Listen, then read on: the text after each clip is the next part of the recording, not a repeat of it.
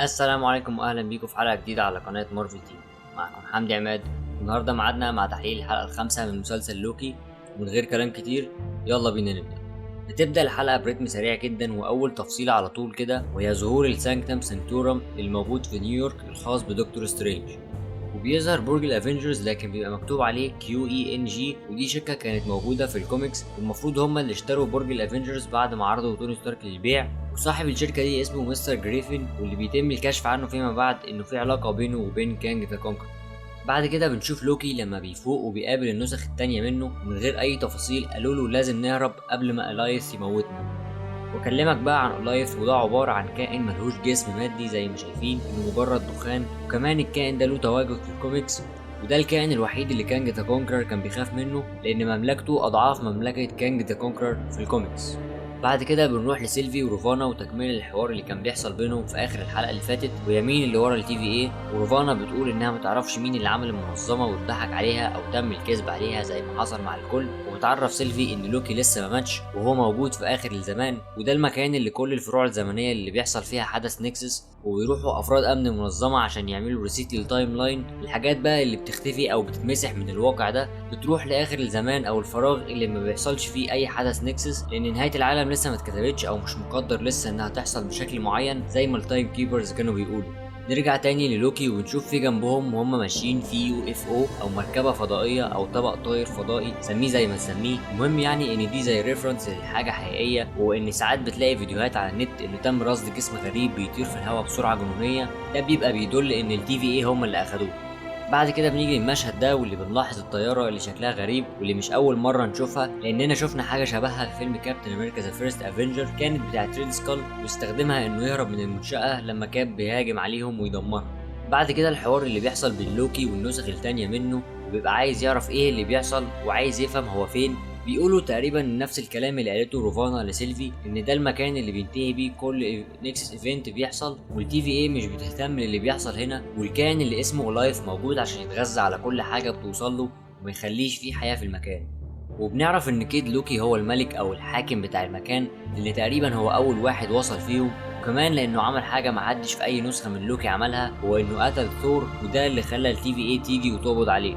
وبيجي المشهد على لوكي وهو مصدوم من اللي سمعه، اكنه بيفتكر المرات اللي بيبقى عايز يقتل فيها ثور وما بيعملش كده، ولو كان عمل كده اكيد الTVA كانت هتاخده.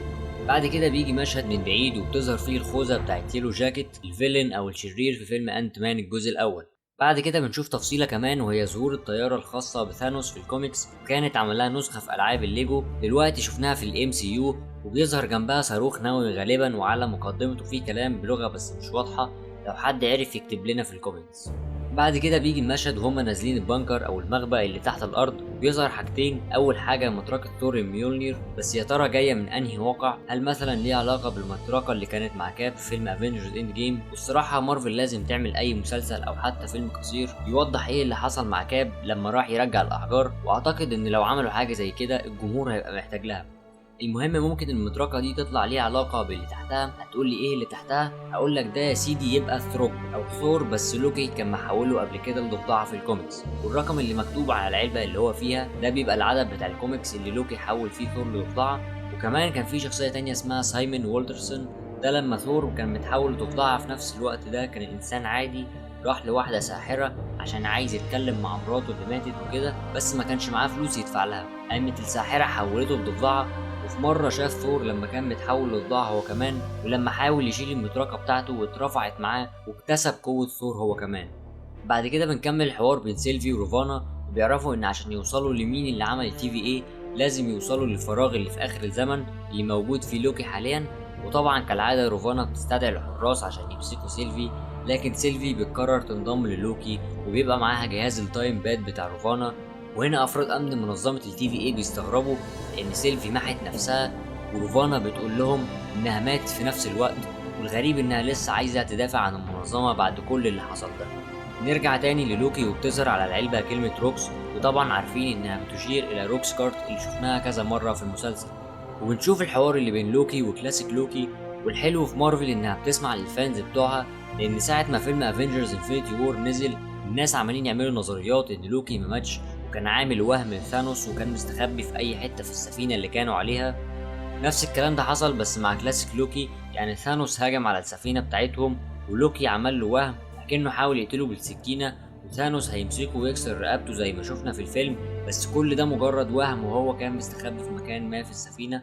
لما السفينة بتنفجر قعد يحوم في الفضاء لغاية ما نزل على الكوكب معزول، وفضل عايش هناك لمدة طويلة جدا لوحده. والنكسس ايفنت اللي عمله عشان يخلي التي في اي تروح له هو انه شعر بالوحدة واشتاق اللي يشوف ثور تاني، وقرر يطلع من الكوكب بس مش بيلحق لان التي في اي قبضوا عليه. وهنا بقى عايز اوضح نقطة، وهو ان كلاسيك لوكي ده هو لوكي بتاعنا بس في واقع تاني وعايش كل تفاصيل حياة لوكي. ممكن طبعا يكون فيه شوية تغييرات زي النهاية بتاعتهم مثلا، بس محدش يفتكر ان لوكي بتاعنا ما ماتش في فيلم انفينيتي وور وعايش على كوكب معزول زي ما كلاسيك لوكي بيقول، لاننا شفنا في اول حلقة من المسلسل ان شريط حياة لوكي انتهى لما السفينة انفجرت، الا لو التي في اي قصدها تخلي لوكي يفتكر انه مات عند النقطة دي، وساعتها بقى هنا هيبقى فيه كلام تاني.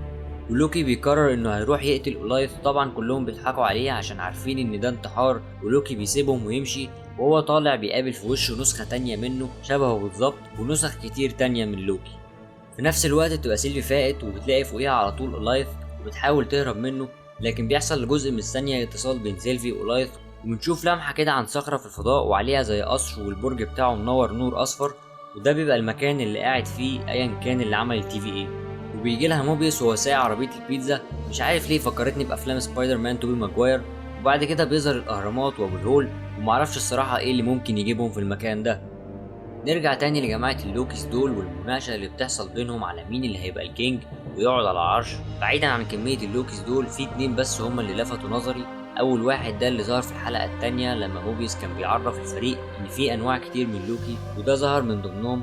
التاني بقى واللي هو واقف جنب لوكي على طول غالبا كده بيدي ريفرنس لشخصية ابزوربينج مان، لأن اللبس اللي هو لابسه ده شبه اللبس بتاع ابزوربينج مان من الكوميكس، وكمان السلاح اللي ماسكه نفس السلاح بتاع الشخصية من الكوميكس، وده كانت قوته انه بيقدر يمتص اي مادة ويتحول ليها، زي لو امتص مطاط جسمه كله هيبقى مطاط، وفي مرة امتص معدن الاورو اللي معمول منه الميولنير وفعلا بقى كل جسمه معمول من نفس المعدن. وبنشوف ان لوكي خصاله هتفضل زي ما هي مهما تعددت النسخ، زي الغدر والحب للسلطة وانه يبقى فوق كل الناس، وده اللي بيخليهم كلهم يضربوا في بعض. حتى لوكي التمساح بيقطع ايد بريزيدنت لوكي، والحته اللي جايه دي ممكن تكون تحنيكه زياده عن اللزوم، بس ان لما لوكي بيصرخ عشان ايده اتقطعت شبه مشهد ثور وهو بيصرخ عشان هيقابل ذا جراند ماستر فيلم ثور راجنر. المهم كلاسيك لوكي بيقدر يعمل وهم على شكله هو ولوكي الاساسي وكيد لوكي والتمساح، وبيقدروا يهربوا ويسيبوا المكان. كلاسيك لوكي بيقرر انهم هيساعدوا لوكي عشان يقتل اولايث، وهما بيدوروا عليه بيلاقوا سفينه ظهرت فجاه ونزلت على الارض، وده رقم لسفينه في الحقيقه كانت تابعه للقوات البحريه الامريكيه، وفي ظروف غامضه اختفت ومش لاقيينها. بعد كده لوكي بيقابل سيلفي وموبيوس وبيعرف ان سيلفي عندها خطه وهي انها تسيطر على اولايث، لان هو اللي هيوصلهم للي عمل التي في اي. نرجع تاني للتي في اي وروفانا بتقابل هانتر بي 15 اللي محبوسه دلوقتي وعايزه تعرف ايه اللي حصل بينها وبين سيلفي، وحوار مش مهم يعني. المهم بعد كده روفانا بتستدعي ميس مينيتس وبتكون عايزه كل الملفات عن انشاء منظمه التي في اي من البدايه عشان تعرف مين اللي عمل المنظمه وتساعده لانه في خطر. وهنا الموضوع غريب جدا، اي حد طبيعي هيكون عايز ينتقم من اللي عمل التي في اي بسبب انه كذب عليهم كلهم وخطفهم ومسح ذاكرتهم، لكن بنلاقي روفانا عايزه تساعده وعايزه تحمي المنظمه من الانهيار. ممكن تكون حياتها قبل ما التي في اي تاخدها كانت مدمره او مش عاجباها او في حاجه تانية لسه هنعرفها قدام. بعد كده بنروح للوكي وسيلفي، وحتى الان انا مش مستوعب العلاقه بينهم، شويه تحس انها صداقه وسيلفي تقول كده وساعات تحس انها حب. ادينا مستنيين الحلقه الجايه نشوف هيحصل فيها ايه. وخلاص بيقرروا انهم يتعاملوا مع اولايث، فلوكي هيستنى مع سيلفي وكيد لوكي وكلاسيك لوكي هيكملوا في الواقع ده، وكيد لوكي بيدي للوكي السيف بتاعه اللي اسمه لافيتاين، وموبيس بيسلم على لوكي وهيرجع للتي في اي عشان يحرقها زي ما لوكي كان بيقول في اول حلقه خالص في المسلسل. لكن في الخلفيه بتاعت المشهد بتظهر السفينه بتاعت رونان اللي ظهرت في فيلم جارديانز اوف ذا جالاكسي، وكمان بيظهر تمثال لشخصيه ذا ليفينج تريبيونال، ودي اول مره نشوف وشه في الام سي يو، لكن اتذكر اسمه قبل كده في فيلم دكتور سترينج 1، وكمان كان المفروض يظهر في فيلم افنجرز انفينيتي وور وانه كان هيعاقب ثانوس وحاجات زي كده، بس المخرجين لغوا الفكره عشان ما كانش في وقت لتقديم شخصيه جديده. وكمان بتظهر في الخلفيه الهيلي كارير بتاعت شيلد زي اللي شفناها في افلام افنجرز 1 وافنجرز ايج اوف الترون، وكمان نسخه متطوره منها في فيلم كابتن امريكا ذا وينتر سولجر. المهم سيلفي بتحاول تتصل بالايث عشان تتحكم فيه، ولوكي بيحاول يشتت انتباهه، لكن يتدخل كلاسيك لوكي وبيعمل إلوجن أو مجسم وهمي لمدينة أسجارد كلها بتفاصيلها، بس بنلاحظ ان في اختلاف بينها وبين اسجارد بتاعت لوكي الاساسيه. وفي الوقت ده لوكي متعاون مع سيلفي انهم يسيطروا على اولايث، وللاسف اولايث بيموت كلاسيك لوكي، وبعدها لوكي وسيلفي قدروا يسيطروا عليه متجهين للقصر اللي موجود في الفراغ. وبكده تكون الحلقه خلصت.